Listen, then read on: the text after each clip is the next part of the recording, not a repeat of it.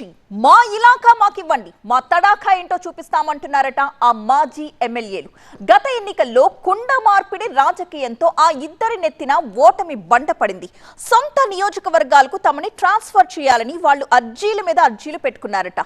కుండ మార్పిడి రాజకీయాలతో చేతులు కాల్చుకున్న వైసీపీ అధిష్టానం కూడా ఎట్టకేలకు ఓకే అనేసిందని సమాచారం.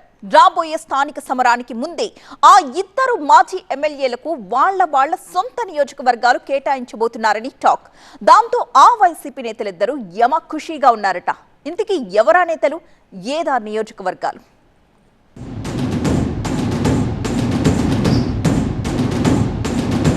2024 ఎన్నికల్లో గెలుపే లక్ష్యంగా గెలుపు గుర్రాలను ఎంపిక చేసే పనిలో వినూత్న ప్రయోగాలు చేసి వైసీపీ చేతులు కాల్చుకుంది. అందులో పార్టీకి కీలకంగా ఉన్న ఉమ్మడి ప్రకాశం జిల్లా పశ్చిమ ప్రాంతంలోని 2 కీలక నియోజకవర్గాల్లో కుండ మార్పిడి రాజకీయాలకు తెరతీసింది. ఇక్కడి ఎమ్మెల్యేను అక్కడికి, అక్కడి ఎమ్మెల్యేను ఇక్కడికి మార్చి గెలిచి రమ్మని ఆ ఇద్దరు ఎమ్మెల్యేలకు పరీక్ష పెట్టింది. దీంతో అధిష్టానం చెప్పినట్టు చేసిన ఆ ఇద్దరు ఎన్నికల్లో ఓటమి పాలయ్యారు. 2019 ఎన్నికల్లో మార్కాపురం నుంచి వైసీపీ అభ్యర్థిగా పోటీ చేసి నాగార్జునరెడ్డి విజయం సాధించారు. ఈయన రాజకీయాలకు కొత్త అయినా రాజకీయ నేపథ్యం ఉన్న కుటుంబం నుంచి వచ్చారు. తండ్రి, పిల్లనిచ్చిన మామ ఇద్దరు మాజీ ఎమ్మెల్యేలుగా ఉండడం ఆయనకు కలిసొచ్చింది. మరోవైపు నియోజకవర్గంలో అంగబలం అర్ధబలం కూడా కుందూరు ఫ్యామిలీకి పుష్కలంగా ఉంది. అయితే ఇదే నియోజకవర్గం నుంచి 2014లో వైసీపీ ఎమ్మెల్యేగా జంకె వెంకటరెడ్డి గెలిచారు. 2019లో నాగార్జునరెడ్డికి వెంకటరెడ్డికి మధ్య సీటు పోరు నడిచింది. ఆ పోరులో విజయం సాధించిన నాగార్జునరెడ్డి ఎమ్మెల్యేగా కూడా విజయం సాధించారు. అయితే 2024లో వైసీపీ అధిష్టానం ఇద్దరికీ షాక్ ఇచ్చింది. వీళ్లను కాదని గిద్దలూరు ఎమ్మెల్యేగా ఉన్న అన్నా రాంబాబును తీసుకొచ్చి మార్కాపురం నుంచి పోటీ చేయించింది. నాగార్జునరెడ్డిని గిద్దలూరు నుంచి పోటీ చేయించింది. అయితే 2024 ఎన్నికల్లో లోకల్ లీడర్లైన నాగార్జునరెడ్డి, వెంకటరెడ్డి గిద్దలూరు నుంచి వలస వచ్చిన అన్నా రాంబాబుకు సహకరించలేదంటారు. దాంతో 2024 ఎన్నికల్లో అన్నా రాంబాబు ఓటమి పాలయ్యారని లోకల్ టాక్. ప్రస్తుతం మార్కాపురం వైసీపీ ఇన్ఛార్జిగా అన్నా రాంబాబు కొనసాగుతున్నారు.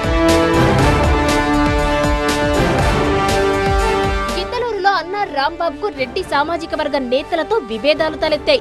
ఆయన పోటీ చేస్తే సహకరించబోమని రెడ్డి వర్గం నేతలు తెగేసి చెప్పారు. దీంతో అన్నా రాంబాబును మార్కాపురానికి షిఫ్ట్ చేసి మార్కాపురం ఎమ్మెల్యే కుందూరు నాగార్జునరెడ్డిని గిద్దలూరు బరిలో దించింది అధిష్టానం. అయితే ఈ కుండ మార్పిడి ప్రయోగం 2 చోట్ల వికటించింది.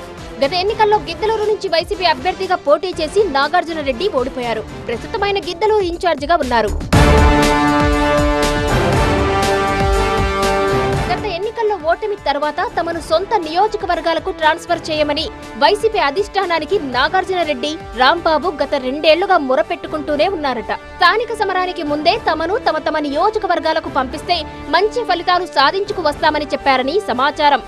అయితే ఈ మ్యాటర్ పై ఇప్పటి వరకు క్లారిటీ ఇవ్వని వైసీపీ హైకమాండ్ ఇప్పుడు కొద్దిగా మెత్తబడిందని సమాచారం.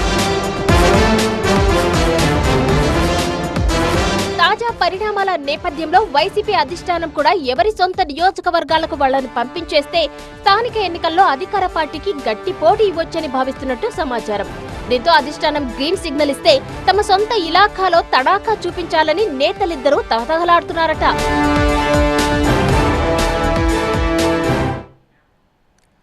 వాళ్ళంతా మాజీ ఎమ్మెల్యేలు, కారు పార్టీ అధిష్టానానికి క్యాడర్కి మధ్య అనుసంధానకర్తలు.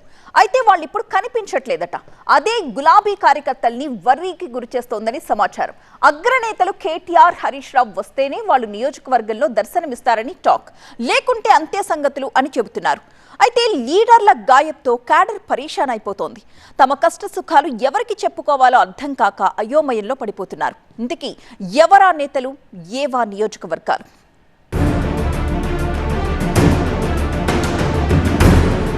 బీఆర్ఎస్ మాజీ ఎమ్మెల్యేలో కొందరు ఇప్పుడు సైలెంట్ మోడ్లోకి వెళ్లిపోయారని సమాచారం.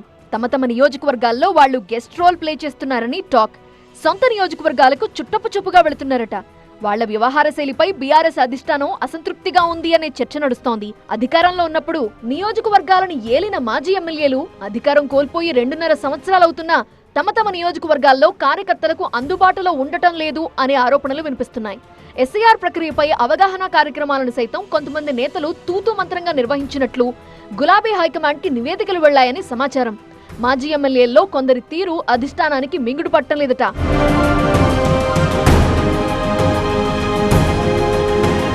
మరోవైపు బీఆర్ఎస్ అగ్రనేతలు కేటీఆర్, హరీష్ రావు రాష్ట్రంలో వరుస పర్యటనలతో హోరెత్తిస్తున్నారు.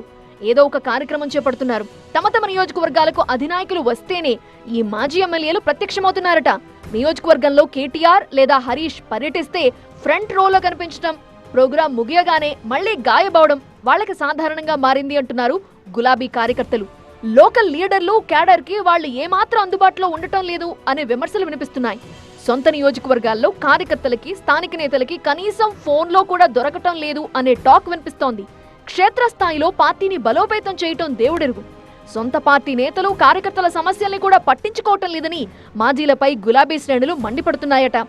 క్యాడర్ కు ఏ కష్టం వచ్చినా పట్టించుకోవాల్సిన నేతలు తమకి పట్టనట్టు ఉండటంతో క్యాడర్ పరేషాన్ అవుతోంది. ఇక లోకల్ గా ప్రభుత్వ విధానాలపై నిరసన తెలపడానికి కూడా వాళ్లు అందుబాటులో ఉండటం లేదంటూ గులాబీ సైన్యం తీవ్ర నిరాశలో ఉందంటున్నారు.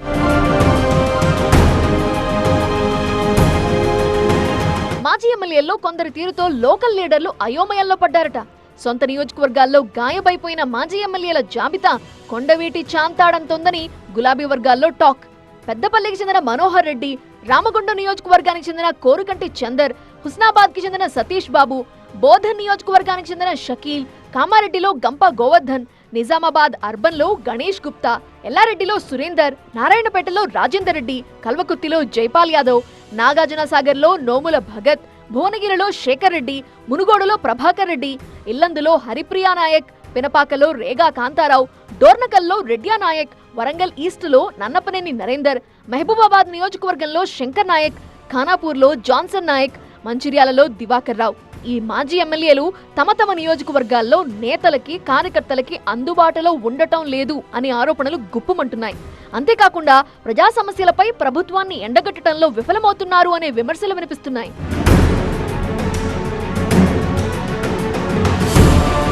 కేవలం పదవులను అనుభవించటమే కాదు, రోడ్లపైకొచ్చి ప్రజల తరపున కొట్లాడే వాళ్లకే రాజకీయ భవిష్యత్తు ఉంటుందని నేతలకి బీఆర్ఎస్ అధిష్టానం స్పష్టమైన హెచ్చరికలు జారీ చేసింది. అయినా ఈ మాజీల తీరులో ఎలాంటి మార్పు కనిపించడం లేదని సమాచారం. సైలెంట్ గా ఉంటే సీట్ ఇచ్చేది లేదు అని గులాబీ బాస్ హెచ్చరించినా మాజీల వైఖరిలో మార్పు రావటం లేదంటున్నారు.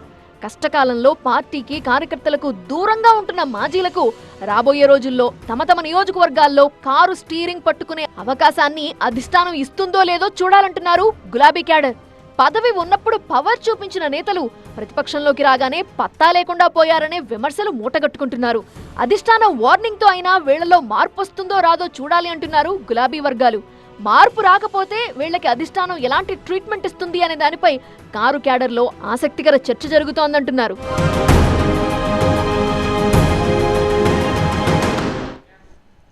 అసలే ఆ నియోజకవర్గంలో జనసేన బలం అంతంత మాత్రమే. అలాంటి సిచ్యువేషన్లో పార్టీకున్న కొద్ది మంది లీడర్స్ కలిసికట్టుగా నడవాలని క్యాడర్ కోరుకుంటున్నారు. అయితే ఆ నేతలిద్దరూ కూడా చేతులు కలిపేదే లేదంటున్నారని లోకల్ టాక్. పార్టీ బలోపేతం కాకపోగా నేతల మధ్య వర్గ పోరుతో క్యాడర్ పరేషాన్ అయిపోతోందట. ఇక ఈ మధ్య జరిగిన ఒక ఆత్మహత్య సంఘటనతో నేతల మధ్య విభేదాలు రచ్చకెక్కాయి.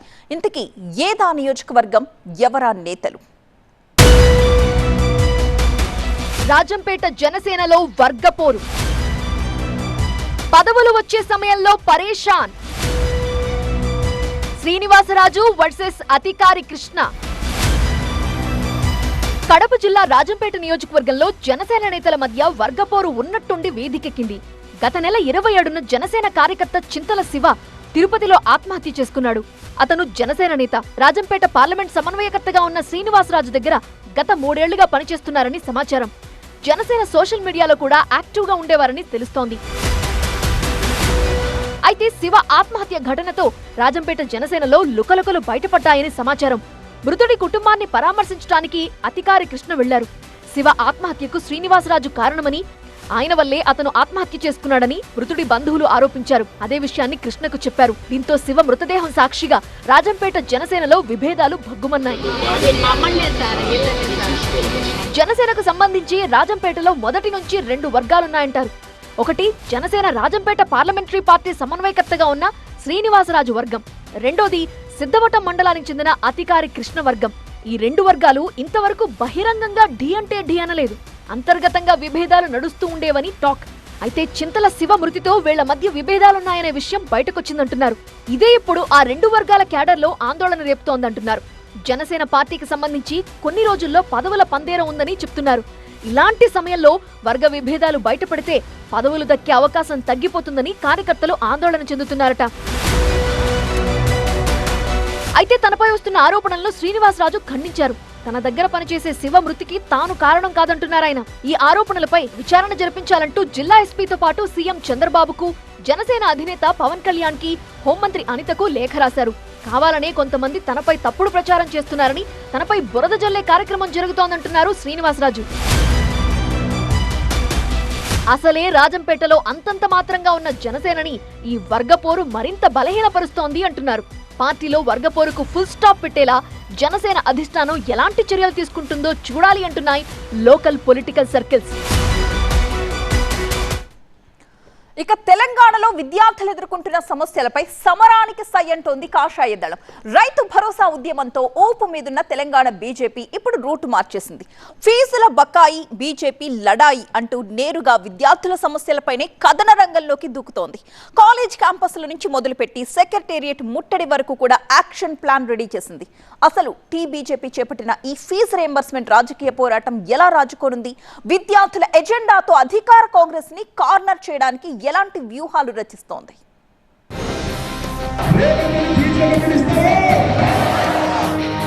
తెలంగాణ రాజకీయాల్లో ఇప్పుడు fee reimbursement issue hot topic గా మారింది. రాష్ట్ర వ్యాప్తంగా ఉన్న విద్యార్థుల సమస్యల్ని హైలైట్ చేసేందుకు బీజేపీ సరికొత్త వ్యూహానికి తెరలేపింది.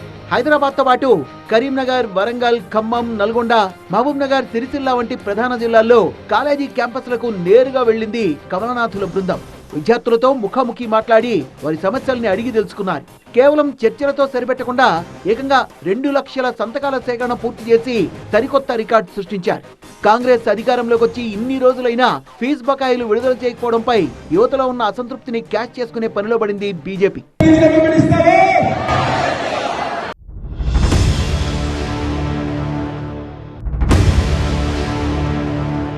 రాష్ట్రంలో దాదాపు 40 లక్షల మంది విద్యార్థులు ఫీజు రియంబర్స్మెంట్, స్కాలర్షిప్లపైనే ఆధారపడి ఉన్నత చదువుల్ని సాగిస్తున్నారు. ప్రభుత్వం నుంచి సకాలంలో నిధులు విడుదల కాకపోవడంతో కాలేజీ యాజమాన్యాలు సర్టిఫికెట్లు ఇవ్వడం లేదని, దీంతో చదువులు మధ్యలోనే ఆగిపోయి ఉద్యోగాలకు వెళ్లలేక యువత తీవ్ర ఇబ్బందులు పడుతోందని కమలనాథులు ఆరోపిస్తున్నారు. యువ వికాసం పేరుతో అధికార కాంగ్రెస్ పార్టీ యువతను మోసం చేసిందని మండిపడుతున్నారు బీజేపీ నేతలు. ఏకంగా 14,000 కోట్ల రూపాయల వరకు పెరిగిపోయిన ఫీజు రియంబర్స్మెంట్ బకాయిల్ని వెంటనే విడుదల చేయాలని డిమాండ్ చేస్తూ రాష్ట్ర వ్యాప్తంగా ఉద్యమాన్ని ఉధృతం చేస్తున్నారు.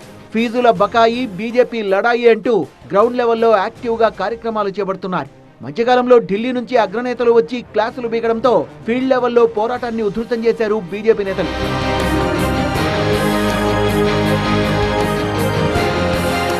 ఇక్కడితో తమ పోరుబాట ఆగదంటోంది బీజేపీ లీడర్షిప్. విడతల వారీగా ఉద్యమాన్ని మరింత ఉధృతం చేసేందుకు యాక్షన్ ప్లాన్ రెడీ చేసింది. నియోజకవర్గాల్లోని కాంగ్రెస్ ఎమ్మెల్యేల క్యాంప్ కార్యాలయాల్ని ముట్టడించాలని నిర్ణయించారు. అంతేకాకుండా ఆగస్టు 27 తర్వాత హైదరాబాద్ వేదికగా భారీ బహిరంగ సభ నిర్వహించడంతో పాటు నేరుగా సెక్రటేరియట్ ముట్టడికి కమలదళం వ్యూహరచన చేస్తోంది.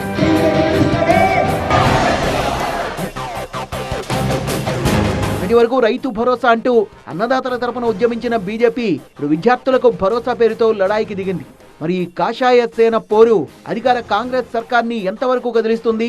యువత కోసం చేపట్టిన ఈ ఉద్యమం బీజేపీకి ఎంతవరకు మైలేజీ ఇస్తుంది అనేది వేచి చూడాలంటున్నారు విశ్లేషకులు.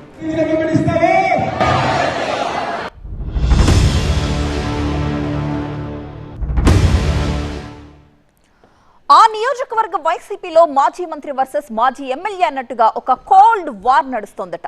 నియోజకవర్గ ఇన్ఛార్జ్ బాధ్యతలు మాజీ మంత్రికి కట్టబెట్టడంతో పార్టీ కార్యక్రమాలకు దూరంగా ఉంటున్నారు ఆ మాజీ ఎమ్మెల్యే. ఇక ఇదే ఛాన్స్ కదా అని ఆ మాజీ మంత్రి గారు కూడా సదరు మహిళా నేత వర్గాన్ని దగ్గరకు రానివ్వట్లేదు అని సమాచారం. ఇక మాజీ ఎమ్మెల్యే భర్త ప్రధాన కార్యదర్శి హోదాలో తాడేపల్లి వైసీపీ కేంద్ర కార్యాలయంలోనే ఉంటున్నారని టాక్. దీంతో ఆ మాజీ మంత్రి కూడా తాడేపల్లి లాబింగ్ ని ఫాలో అవుతున్నట్టు తెలుస్తోంది. ఇంతకీ ఏదా నియోజకవర్గం, ఎవరా ఎమ్మెల్యేలు? అనంతపురం జిల్లా సింగనమల వైసీపీలో రాజకీయం ఇప్పుడు కాకరేపుతుందంటున్నారు. నియోజకవర్గంలో పరిస్థితి చూస్తుంటే ఒకే పార్టీ 2 బాసులన్నట్టు ఉందట పరిస్థితి. ఓవైపు మాజీ ఎమ్మెల్యే జొన్నలగడ్డ పద్మావతి, మరోవైపు మాజీ మంత్రి కమ్ సింగనమల ఇన్ఛార్జ్ శైలజానాథ్ ఇలా 2 పవర్ సెంటర్లు ఉన్నాయని టాక్. మాజీ మంత్రి శైలజానాథ్ కు సింగనమల వైసీపీ ఇన్ఛార్జ్ బాధ్యతలు అప్పగించినప్పటి నుంచి మాజీ ఎమ్మెల్యే పద్మావతి, ఆమె భర్త ఆలూరు సాంబశివారెడ్డి పార్టీ కార్యక్రమాలకు దూరంగా ఉంటున్నారు.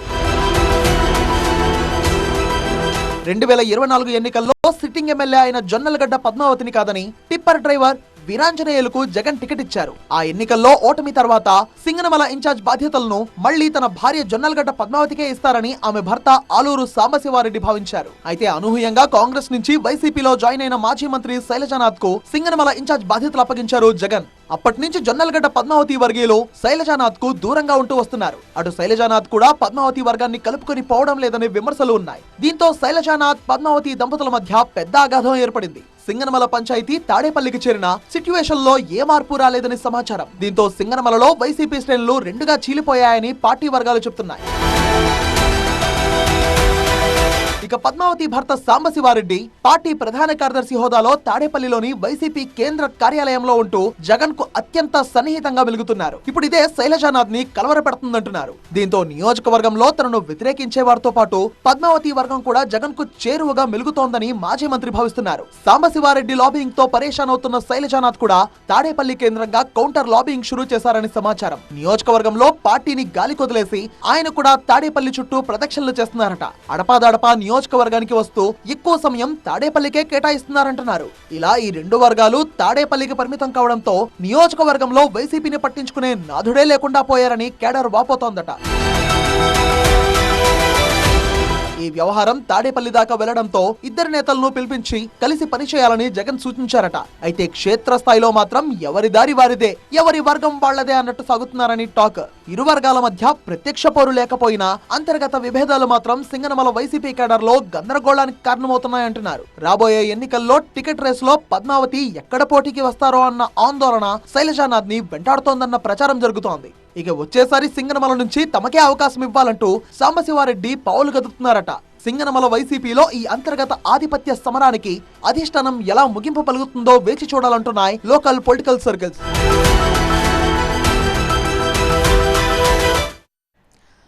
నేతల మధ్య మాటలు ముదిరాయి, అవి చేతల దాకా వెళ్లిపోయాయి. మాటల్లో చెప్పలేకపోయారేమో కానీ లేఖలతో కాకరేపుతున్నారు.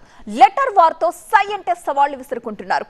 కాంట్రాక్ట్లు, కమిషన్లు అంటూ ఆరోపణలు చేయడం కాదు, దమ్ముంటే నిరూపించు అంటున్నారు విపక్ష నేత. సారీ చెప్పకుంటే కోర్టుకి ఇడుస్తా అంటూ తన ప్రత్యర్థికి లీగల్ నోటీస్ కూడా ఇచ్చారు.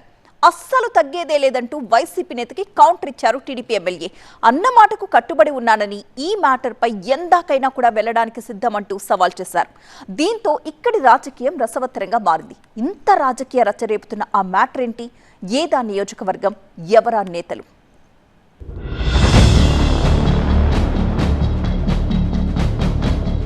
మాటల్లో చెప్పలేక, కాసుకో నా లేఖ, చూసుకో నా తడాక. వంశీ వర్సెస్ వెంకట్రావు. గన్నవరం గరంగరం. గన్నవరంలో వైసీపీ నేత మాజీ MLA Vallabhaneni Vamsi, TDP MLA Yarlagadda Venkatrao మధ్య లేఖల యుద్ధం పొలిటికల్ హీట్ పెంచుతోంది. వల్లభనేని వంశీ, యార్లగడ్డ వెంకట్రావు ఒకరిపై మరొకరు ఆరోపణలు చేసుకుంటూ పొలిటికల్ గా డి అంటే డి అంటున్నారు. రాజకీయ విమర్శలతో మొదలైన ఈ పోరు చివరికి న్యాయ పోరాటం చేసే వరకు వెళ్లింది. అసలు ఈ మాటల యుద్ధం కాస్త లేఖల యుద్ధంగా ఎందుకు మారింది? దీనిపై ఎవరి వాదనేంటి? ఇది తెలుసుకోవాలంటే కొద్దిగా ఫ్లాష్ బ్యాక్ లోకి వెళ్లాలి. గన్నవరం ఎయిర్పోర్టు కొత్త టెర్మినల్ నిర్మాణానికి సంబంధించి వల్లభనేని వంశీ సన్నిహితులకే కాంట్రాక్టులు దక్కాయని ఎమ్మెల్యే వెంకట్రావు ఆరోపించారు. దీంతో ఇద్దరు నేతల మధ్య అగ్గిరాజుకుంది. యార్లగడ్డ వ్యాఖ్యలపై వంశీ మండిపడ్డారు. ఆ కమెంట్లపై యార్లగడ్డ క్షమాపణ చెప్పాల్సిందేనని వంశీ డిమాండ్ చేశారు. తనపై అసత్య ప్రచారం చేస్తే ఊరుకోబోనన్న వంశీ ఆధారాలుంటే బయట పెట్టాలని డిమాండ్ చేశారు. ఈ వ్యవహారంలో తాను ఏ తప్పు చేయలేదన్న వల్లభనేని అవసరమైతే సీబీఐ విచారణకైనా సిద్ధమంటూ సీఎం చంద్రబాబుకి లేఖ రాశారు. ఇక యార్లగడ్డ వ్యాఖ్యల్ని తీవ్రంగా పరిగణించిన వల్లభనేని వంశీ ఈ మ్యాటర్లో చట్టపరంగా ముందుకు వెళ్లేందుకు అడుగులు వేస్తున్నారు. తన న్యాయవాది ద్వారా వెంకట్రావుకి లీగల్ నోటీసులు పంపిన వంశీ ఆ కమెంట్లపై వివరణ ఇవ్వాలని డిమాండ్ చేశారు. వెంకట్రావు బహిరంగ క్షమాపణ చెప్పకపోతే కోర్టుని ఆశ్రయించాలని వంశీ చూస్తున్నారు. అయితే యార్లగడ్డ వెంకట్రావు మాత్రం తాను చేసిన వ్యాఖ్యల విషయంలో వెనక్కి తగ్గే ప్రసక్తే లేదంటున్నారు. తాను చెప్పిన ప్రతి మాటకి కట్టుబడి ఉన్నానన్న ఆయన ఎలాంటి పరిస్థితుల్లోనూ క్షమాపణ చెప్పబోనని స్పష్టం చేస్తున్నారు. తన దగ్గర ఉన్న సమాచారం ఆధారంగానే మాట్లాడానని, రాజకీయ ఒత్తిడికి, లీగల్ నోటీసులకి భయపడబోనని స్పష్టం చేశారు. దీంతో గన్నవరం రాజకీయం గరంగరంగా మారింది. ఇప్పటిదాకా స్తబ్దుగా ఉన్న గన్నవరం రాజకీయాలు వెంకట్రావు వ్యాఖ్యలతో వేడెక్కాయి. ఆయన మాటలు మంటలు రేపి లేఖల యుద్ధానికి దారితీశాయి. ఇక మొన్నటి వరకు సైలెంట్ మోడ్ లో ఉన్న వంశీని ఈ కామెంట్స్ యాక్టివ్ అయ్యేలా చేశాయి. దీంతో రాజకీయంగా పట్టు సాధించేందుకు ఆయన వ్యూహాత్మకంగా అడుగులు వేస్తున్నారని సమాచారం. ఇప్పటికే తెర వెనుక చక్రం తిప్పుతున్న వంశీ ఇప్పుడు యార్లగడ్డ వెంకట్రావుని డైరెక్ట్ గా అటాక్ చేస్తున్నారనే టాక్ వినిపిస్తోంది. ఇది వీళ్ళిద్దరి మధ్య నడుస్తున్న వ్యక్తిగత పంచాయతీనా లేక గన్నవరంలో రాజకీయ ఆధిపత్యం కోసం షురూ అయిన పొలిటికల్ ట్రయల్ రా అనే చర్చ జరుగుతోంది. కూటమి సర్కార్ అధికారంలోకి వచ్చాక వరుస కేసులతో వంశీ సైలెంట్ అయ్యారు. అయితే ఇప్పుడు ఆయన దూకుడుగా దూసుకుపోతున్నారు. వంశీ జోరికి అడ్డుకట్ట వేసేలా వెంకట్రావు వ్యాఖ్యలు చేయడంతో గన్నవరం రాజకీయం గరంగరంగా మారింది. ఇది మరింత హీట్ ఎక్కడం ఖాయమంటున్నాయి లోకల్ పొలిటికల్ సర్కిల్స్. ఏపీలో స్థానిక ఎన్నికల వేడి మెల్లమెల్లగా రాజుకుంటోంది. ముందుగా జరగనున్న మున్సిపల్ పోరుకు రాజకీయ పార్టీలు సన్నద్ధమవుతున్నాయి. ప్రధానంగా అధికార కూటమి పార్టీల మధ్య సీట్ల పంపిణీ విషయంలో అధిష్టానాల నుంచి ఒక స్పష్టత అయితే వచ్చేసిందట. ఇక వార్డుల విభజనపై దాదాపు అన్ని మున్సిపాలిటీల్లో స్పష్టత రావడంతో ఎన్నికల నోటిఫికేషన్ కోసమే ఎదురు చూస్తున్నారు అందరూ. కందుకూరు, పొదిలి మున్సిపాలిటీలకు సంబంధించిన కోర్టు కేసులపై ప్రభుత్వం దృష్టి సారించిందట. ఇక ఉమ్మడి ప్రకాశం జిల్లాలో ఏకైక మున్సిపల్ కార్పొరేషన్ గా ఉన్న ఒంగోలు విషయంలో టీడీపీ, జనసేన మధ్య పీఠముడి పడే అవకాశం ఉంది అంటున్నారు. మేయర్ పీఠం కోసం రెండు పార్టీలు ఒంగోలు గిత్తలా తలపడుతుంటే వైసీపీకి అడ్వాంటేజ్ వస్తుందట. అయితే టీడీపీ, జనసేనకు చెందిన ఆ ఇద్దరు నేతలు చేతులు కలిపితే మాత్రం కూటమి విజయం నల్లేరుపై నడకే అంటున్నారు. ఇంతకీ ఎవరా ఇద్దరు నేతలు, ఏమా కథ?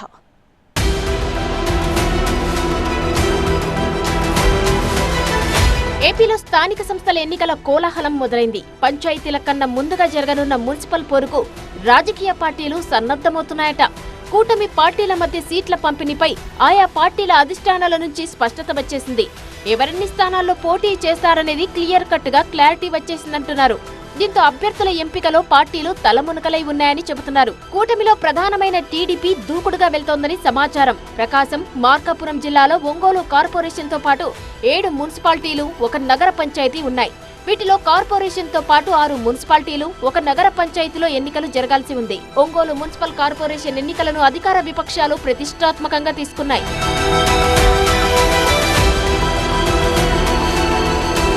స్థానిక సంస్థల ఎన్నికల నిర్వహణకు అధికార యంత్రాంగం సిద్ధమైందని సమాచారం. మొదట మున్సిపల్ కార్పొరేషన్లు, మున్సిపాలిటీలు, నగర పంచాయతీలకు ఎన్నికలు నిర్వహించి ఆ తర్వాత మండల, జిల్లా పరిషత్లకు, చివరగా పంచాయతీలకు ఎన్నికలు నిర్వహించాలని ఎన్నికల సంఘం భావిస్తున్నట్టు తెలుస్తోంది. దీనిలో భాగంగా సెప్టెంబర్లోనే మున్సిపల్ ఎన్నికలు జరిగే అవకాశం ఉందని చెబుతున్నారు. ఇప్పటికే ఓటర్ల జాబితా ప్రత్యేక సవరణ కార్యక్రమం పూర్తయినందున వార్డుల విభజనపై ఉన్న కోర్టు కేసులు పరిష్కారమవుతాయని తెలుస్తోంది. దీంతో వార్డులు, డివిజన్ల సంఖ్య పెరగబోతుంది. ఉమ్మడి జిల్లాలోని ఒంగోలు కార్పొరేషన్ తో పాటు కందుకూరు, మార్కాపురం, చీమకుర్తి, కనిగిరి, గిద్దలూరు, అద్దంకి మున్సిపాలిటీలతో పాటు పొదిలి నగర పంచాయతీకి ఎన్నికలు జరగాల్సి ఉంది. దర్శి మున్సిపాలిటీ పాలక వర్గానికి పదవీ కాలం పూర్తి కానందున వీటితో పాటు ఎన్నికలు జరిగే అవకాశం లేదు.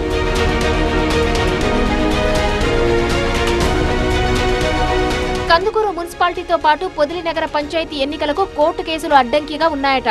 కందుకూరులో కొన్ని గ్రామాల విలీనాన్ని వ్యతిరేకిస్తూ గతంలో వైసీపీ నాయకులు కోర్టులో పిటిషన్ వేశారు. పొదిలిలో కొన్ని గ్రామాల విలీనానికి వ్యతిరేకంగా టీడీపీ నేతలు కోర్టుకెక్కారు. కందుకూరులో విలీనమైన గ్రామాల్లో టీడీపీకి పట్టు ఉందట. దీంతో ఆ కేసు పరిష్కారమయ్యాకే ఎన్నికలకు వెళ్లాలని టీడీపీ నేతలు భావిస్తున్నట్టు సమాచారం. దీనిపై కందుకూరు టీడీపీ ఎమ్మెల్యే ఇంటూరి నాగేశ్వరరావు దృష్టి సారించారని టాక్. కందుకూరులో ఆ గ్రామాలు విలీనమైనా కాకపోయినా తాము ఎన్నికలకు సిద్ధమంటూ వైసీపీ నేతలకు ఆయన సవాల్ విసురుతున్నారట.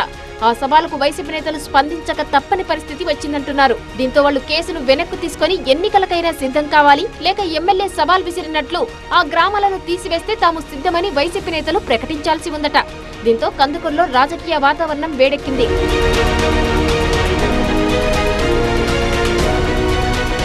స్థానిక ఎన్నికలపై టీడీపీ ఎమ్మెల్యేలు, మంత్రులు స్పెషల్ ఫోకస్ పెట్టారట. ఎన్నికలు జరగాల్సిన మున్సిపాలిటీలో టీడీపీ ఎమ్మెల్యేలు ఉన్నారు. దీంతో ఇంటింటికి టీడీపీ కార్యక్రమాన్ని కూడా ఈ ఎన్నికల ప్రచారానికి వినియోగించుకోవాలని చూస్తున్నారు. ఇక టీడీపీ ప్రజాప్రతినిధుల సూచనకు అనుగుణంగానే వార్డుల విభజన ఉంటుందని సమాచారం. రిజర్వేషన్లు తేలనప్పటికీ ఆర్థిక అంగబలం ఉన్న అభ్యర్థుల కోసం టీడీపీ నేతలు ఇప్పటి నుంచే కసరత్తు ప్రారంభించారని తెలుస్తోంది.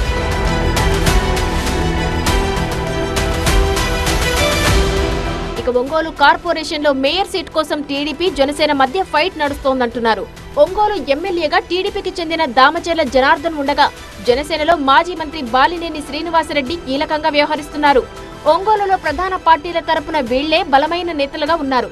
కూటమిలో చెరో పార్టీకి ప్రాతినిధ్యం వహిస్తున్న వీళ్ళిద్దరూ కలిసి పనిచేస్తేనే కార్పొరేషన్ ఎన్నికల్లో కూటమికి విజయం నల్లేరుపై నడక అవుతుందని టాక్. వీళ్ళిద్దరి మధ్య సఖ్యత లేకపోవడం కూటమి విజయానికి అడ్డంకిగా మారే అవకాశాలు కనిపిస్తున్నాయంటున్నారు. అయితే ఎన్నికల నాటికి వీళ్ళిద్దరి మధ్య సయోధ్య కుదరకపోయినా ఎవరి పని వారు చేసుకునే విధంగా ఇరు పార్టీల అధిష్టానాలు ఆదేశిస్తాయంటున్నారు.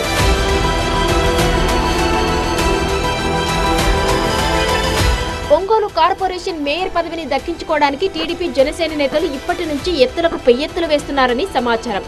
ఉమ్మడి ప్రకాశం జిల్లాలో జనసేనకు సరైన ప్రాతినిధ్యం లేకపోవడం, ఒంగోలు ఎమ్మెల్యేగా టీడీపీ నాయకుడే ప్రాతినిధ్యం వహిస్తుండటంతో మేయర్ పదవిని తమ పార్టీకి కేటాయించాలని జనసేన అడిగే సూచనలు కనిపిస్తున్నాయని టాక్. ఈ వ్యూహంలో భాగంగా జనసేన కీలక నేత బాలినేని పావులు కదుపుతున్నారని సమాచారం. అయితే దీన్ని ముందుగానే పసిగట్టిన ఎమ్మెల్యే దామచర్ల జనార్దన్ కీలకమైన ఉడా చైర్మన్ పదవిని పట్టుబట్టి జనసేన నేత రియాజ్ కు ఇప్పించారని భావిస్తున్నారు.